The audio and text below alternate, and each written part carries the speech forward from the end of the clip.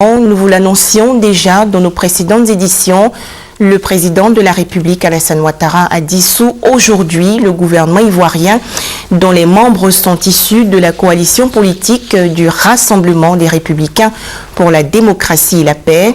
Et pour expliquer les raisons de cette décision, le secrétaire général de la présidence, Amadou Gon Coulibaly, a animé une conférence de presse. Le président de la République, vu la Constitution,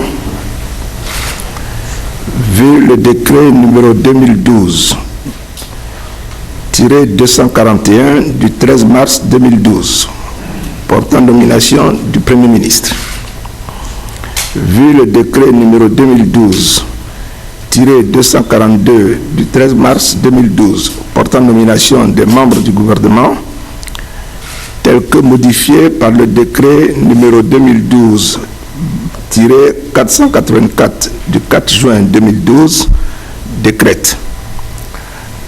Article 1. Il est mis fin aux fonctions des membres du gouvernement nommés par le décret numéro 2012-241 et 2012-242 du 13 mars 2012 susvisés. Le Premier ministre et les ministres sortants sont chargés de l'expédition des affaires courantes. Article 3. Le présent décret sera publié au journal officiel de la République de Côte d'Ivoire. Fait à Abidjan le 14 novembre 2012, Alassane Ouattara. Pour situer le contexte, vous devez savoir que hier, la Commission des affaires générales et institutionnelles de l'Assemblée nationale s'est réunie pour examiner un projet de loi modifiant la loi sur le mariage. À l'occasion de cet examen en commission, les groupes parlementaires PDCI, RDA et UDPCI ont voté contre le texte du gouvernement, et ceci en tant que formation politique. Les votes ayant été appuyés par les présidents des groupes parlementaires de ces formations politiques, et pour ce qui concerne le PDCI RDA, par le secrétaire général du PDCI RDA. Il apparaît ainsi que cela pose donc un problème au niveau de la solidarité à l'intérieur de l'Alliance et du soutien de l'Alliance au niveau parlementaire au gouvernement issu de cette alliance. Comme vous le savez, le gouvernement est le reflet de l'alliance du RHDP, avec à sa tête comme Premier ministre un responsable du PDCI, RDA. Vous devez savoir aussi que pour ce texte, d'ailleurs, il a été présenté par le ministre de la Famille, de la Femme et de l'Enfant, ministre issu du PDCI, RDA. Le président de la République est donc en contact avec les présidents des formations politiques, membres du RHDP, pour les modalités de constitution du nouveau gouvernement. Monsieur le secrétaire général, à vous entendre parler, il y a donc cette question de l'Assemblée nationale qui motive la dissolution du gouvernement aujourd'hui. Est-ce que c'est la seule raison? Ben oui, c'est la raison. S'il y en avait d'autres, je vous les aurais indiqués. Voilà. C'est la raison. Je suis Baudelaire Muret du groupe Jeune Afrique. Quel timing se donne le président de la République pour la formation du nouveau gouvernement? Est-ce une question d'heures ou de semaines? Et ce sera le temps nécessaire de concertation qui sont engagés avec les différents présidents, comme je vous ai dit, des formations politiques qui sont membres du RHDP. Je suis Stéphane Benioua du quotidien Le Jour Plus. Monsieur le secrétaire général, vous disiez tantôt que l'alliance, en fait la solidarité qui devait être observée au niveau de l'alliance a été mise à mal. Et c'est ce qui a justifié, j'allais dire, la dissolution du gouvernement. Est-ce à dire que le nouveau gouvernement qui sera formé ne tiendra pas compte de certains principes qui ont été à la base de la constitution du précédent gouvernement? Merci bien. Non, je vous ai indiqué que au niveau de la constitution du nouveau gouvernement, que le président de la République était en contact avec les présidents des formations politiques membres du RHDP. Donc, ce qui veut dire que donc, il y a des discussions qui vont donc être conduites donc, à ce niveau.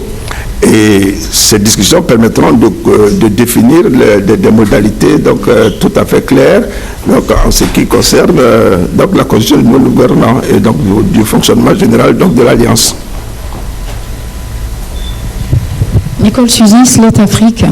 Vous parliez d'un projet de loi sur le mariage qui devait être adopté à l'Assemblée nationale. Peut-on en avoir la teneur, s'il vous plaît?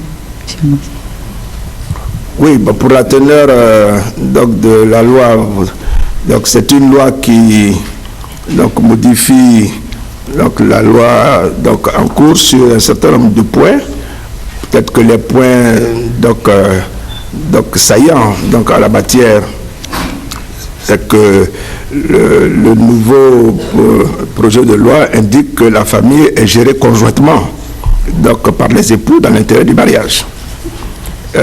Donc ça c'est une donc, avancée par rapport à la loi donc, précédente et que les époux contribuent donc, aux charges du ménage à proportion donc, de leurs facultés donc, respectives. Donc, que le domicile de la famille est choisi donc d'un commun accord entre donc, les époux. Donc ce sont les dispositions, je dirais, principales de la nouvelle loi. Et ces dispositions donc, ont été jugées donc, utiles, importantes, nécessaires par le gouvernement. Donc, et le gouvernement, donc, dans le cadre de cette alliance, avec en son sein donc, le PDCRDA, le RDR, l'UDPCI, etc. Donc c'est un projet de loi de l'ensemble de l'alliance RHDP donc, qui a été porté à l'Assemblée nationale. Et c'est ce gouvernement, c'est cette alliance qui a estimé que sur cette question, des avancées étaient donc nécessaires par rapport à l'évolution de notre société. Bonjour, Monsieur le ministre. Je suis Jules Egenda du quotidien catholique La Nouvelle. Monsieur le ministre, de plus en plus, on parle de l'entrée probable du FPI au gouvernement. Est-ce qu'avec cette situation, le président aussi envisage l'entrée du FPI, les discussions avec les responsables du FPI pour leur probable entrée au gouvernement? Pour l'instant, donc, ce que je puis vous dire, c'est que le président est en contact avec les présidents de formations politiques membres du RHDP. Donc voilà. Juste une petite précision. En fait, c'est comme s'il y avait eu un clash au sein de l'Alliance, mais le président est toujours en discussion avec les chefs des partis de l'Alliance. Donc, qu'est-ce qui va changer, en fait? C'est un peu comme si on prend les mêmes et on recommence. C'est pour taper du poing sur la table. C'est quoi exactement?